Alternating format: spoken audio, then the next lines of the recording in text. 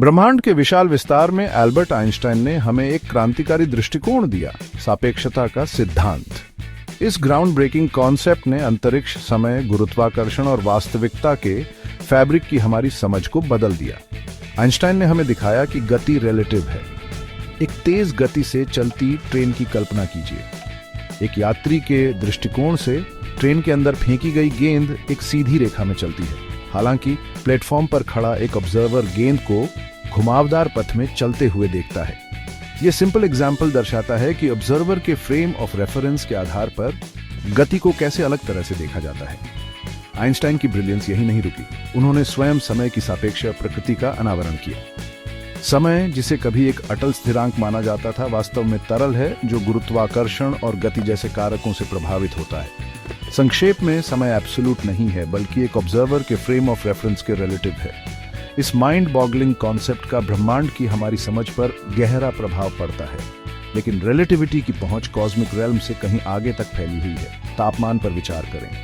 गर्मी का चिलचिलाता दिन असहनीय लग सकता है, लेकिन इसकी तुलना सूर्य की सतह से करें तो यह काफी सुखद हो जाता है।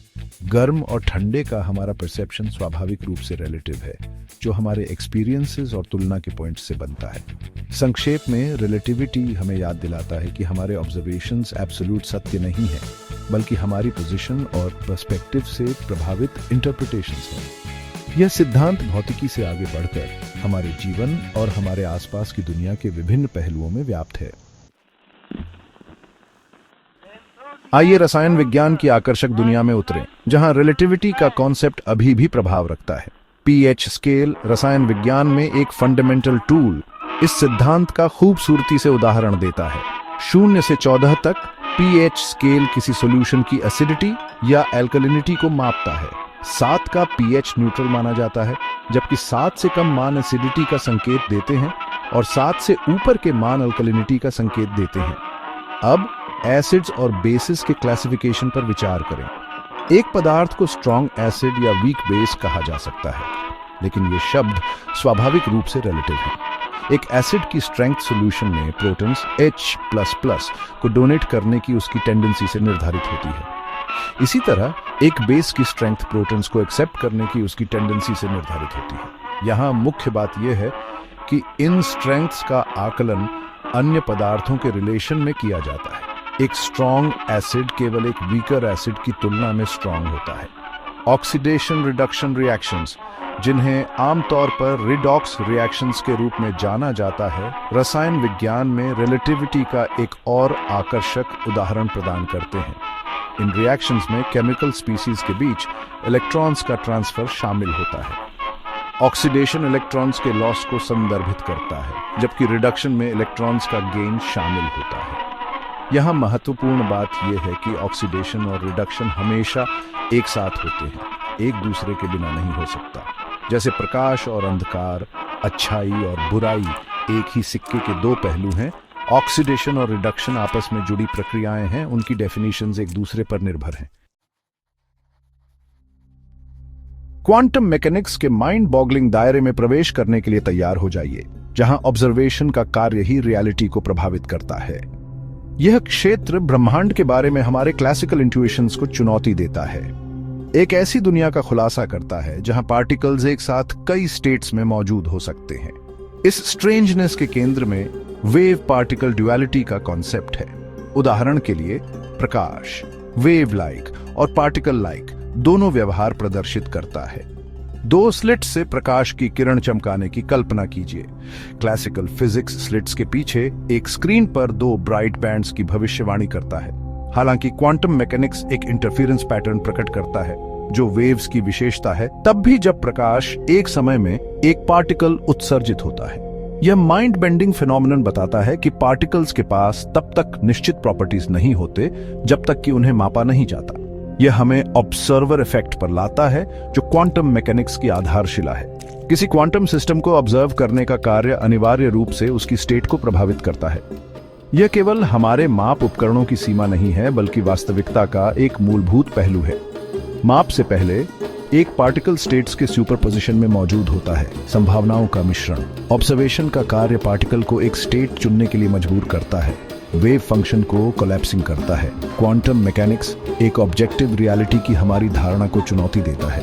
यह सुझाव देता है कि ऑब्जर्वर ब्रह्मांड को आकार देने में सक्रिय भूमिका निभाता है। यह दूरगामी निहितार्थों वाला एक गहरा कंसेप्ट है जो ऑब्जर्वर और ऑब्जर्व्ड के बीच की रेखाओं को धुंधला करता है। सेक्शन 4, जीवन की भव्य टेपेस्ट्री, एवोल्यूशन और ट्रेड्स की रिलेटिविटी।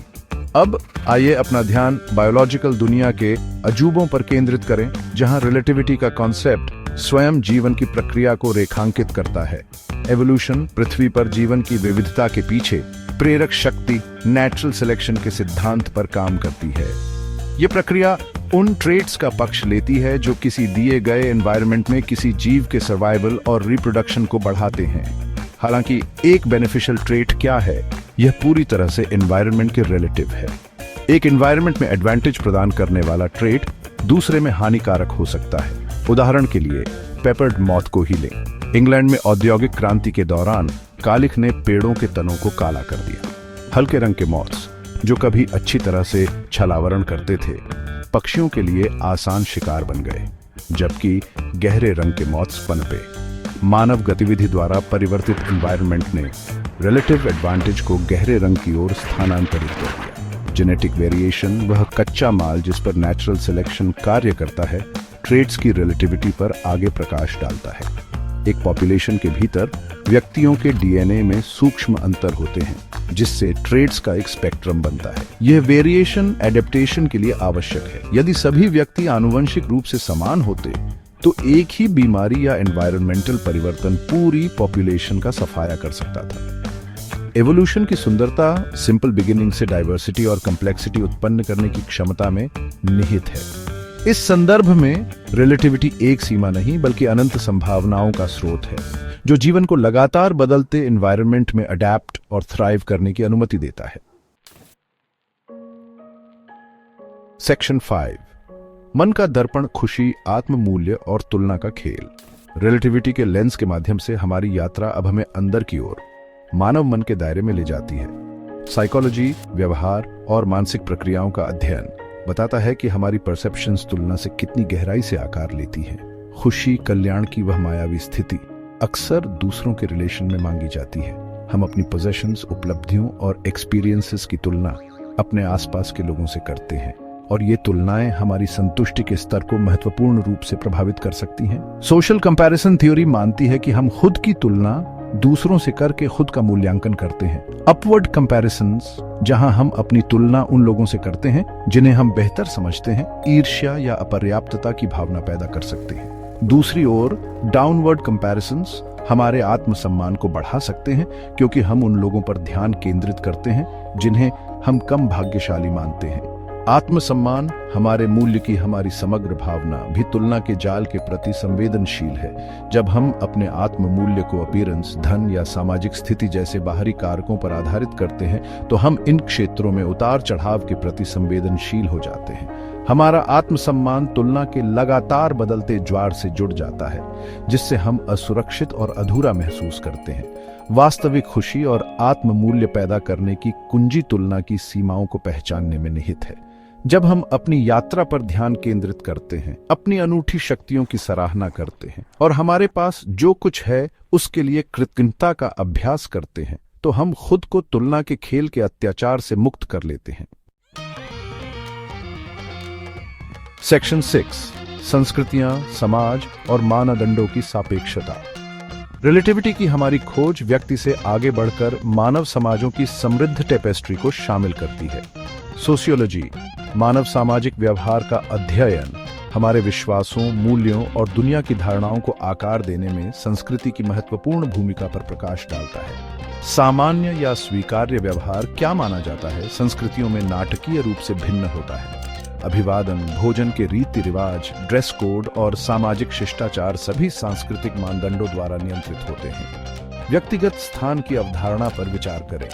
कुछ संस्कृतियों में बातचीत करते समय किसी के करीब खड़ा होना गर्मजोशी और जुड़ाव का संकेत है। अन्य संस्कृतियों में इसे असभ्य और दखल देने वाला माना जाता है। ये सांस्कृतिक अंतर सामाजिक मानदंडों की सापेक्षता पर प्रकाश डालते हैं। ये प्रदर्शित करते हैं कि हमारी परवरिश और सामाजिक संदर्भ उचित व्यवहार की हमारी समझ को कैसे आकार देते हैं। सामाजिक स्थिति समाजशास्त्र में एक और महत्वपूर्ण अवधारणा भी प्रकृति में सापेक्ष है। एक समाज के भीतर हमारी कथित सामाजिक स्थिति अक्सर धन, व्यवसाय, शिक्षा और पारिवारिक पृष्ठभूमि जैसे कारकों द्वारा निर्धारित की जाती है। हालांकि इन कारकों से जुड़ा महत्व सामाजिक संरचना के आधार पर बहुत भिन्न हो सकता है। कुछ समाजों में सामाजिक गतिशीलता सीमित होती है और व्यक्ति एक विशेष सामाजिक स्तर में पैदा होते हैं। अन्य समाजों में सामाजिक गतिशीलता अधिक तरल होती है और व्यक्तियों के पास सामाजिक सीढ़ी पर ऊपर या नीचे जाने के अधिक अवसर होते हैं। यहाँ मुख्य बात यह है कि सामाजिक स्थिति मानव अनुभव के कई पहलुओं की तरह पूर्ण नहीं है, बल्कि विशिष्ट सांस्कृतिक और सामाजिक संदर्भ द्वारा परिभाषित की जाती है। सेक्शन 7, संतुलन को अपनाना। तुलनाओं की दुनिया में समझदारी से जीना।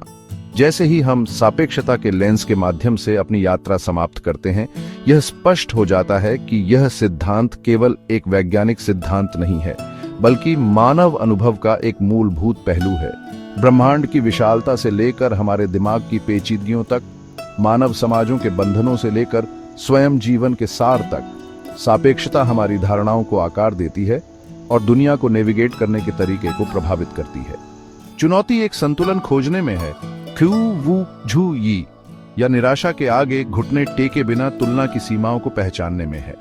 एक सापेक्ष दृष्टिकोण को अपनाने से वस्तुनिष्ठ सत्य या सार्वभौमिक मूल्यों का अस्तित्व नकारा नहीं जाता है, बल्कि यह हमें जीवन को विनम्रता, जिज्ञासा और हमारे संसार को समृद्ध करने वाले दृष्टिकोणों की विविधता के लिए सराहना के साथ जीने के लिए प्रोत्साहित करता है। तुलनाओं की दुनिया में समझदारी से जीने के लिए हमें मार्गदर्शन करने के लिए यहाँ कुछ प्रमुख उपाय दिए गए हैं। जागरूकता पैदा करें। इस बात का ध्यान रखें कि तुलना आपके विचारों, भावनाओं और व्यवहारों को कैसे प्रभावित करती है। पहचानें कि आपकी धारणाएं आपके अनूठे अनुभवों और आपके द्वारा चुने गए तुलना के बिंदुओं से आकार लेती हैं। अपनी विशिष्टता को अपनाएं। अपनी ताकत, प्रतिभा और उपलब्धियों का जश्न मनाएं। अपनी खुद की यात्रा और प्रगति पर ध्यान केंद्रित करें, बजाय इसके कि आप लगातार अपनी तुलना दूसरों से करें। कृतज्ञता का अभ्यास करें। अपने जीवन में अच्छी चीजों के लिए कृतज्ञता का रवैया अपनाएं। आपके पास जो कुछ है उसकी सराहना करने से आपका ध्यान आपके पास क्या नहीं है से हट सकता है। साझा आधार खोजें। विविध पृष्ठभूमि और संस्कृतियों के लोगों के साथ जुड़ें। विभिन्न दृष्टिकोणों की सुंदरता को अपनाएं और दूसरों की नजरों से दुनिया को समझने की कोशिश करें। विकास पर ध्यान दें। चुनौतियों और असफलताओं को सीखने और विकास के अवसरों के रूप में देखें। एक विकास मानसिकता को अपनाएं, ये मानते हुए कि आप अपनी क्षमताओं का विकास कर सकते हैं और बाधाओं को दूर कर सकते हैं। इन सिद्धांतों को अपनाकर हम एक सापेक्ष दुनिया की जटिलताओं को अधिक ज्ञान, करुणा और सभी चीजों की परस्पर संबद्धता के लिए गहरी प्रशंसा के साथ नेविगेट कर सकते हैं। सापेक्षता अनिश्चितता के स्रोत के बजाय एक मार्गदर्शक सिद्धांत बन जाती है, जो हमें याद दिलाती है कि जीवन के माध्यम से हमारी यात्रा निरंतर सीखने, विकास और संबंध की प्रक्रिया है।